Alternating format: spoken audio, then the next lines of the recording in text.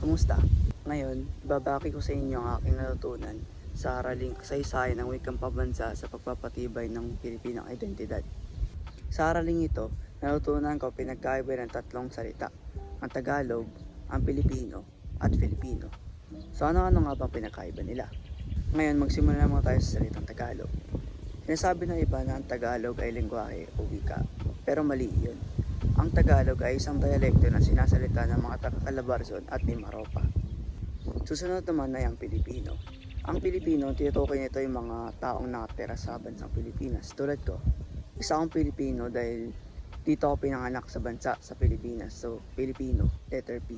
At ang katlo naman ay ang salitang Filipino na nagsisimula sa letrang F. So, ang Pilipino naman ay ang pambansang wika ng Pilipinas na ating sinasalita sa panahon ngayon, na hinaluan na rin to ng mga salitang galing sa wikang Ingles. Dagdag kaalaman, ang Taglish ay maaari na rin siyang tawaging wikang Pilipino. Ayun lang para sa aking video. Sana may natutunan kayo at salamat sa panonood.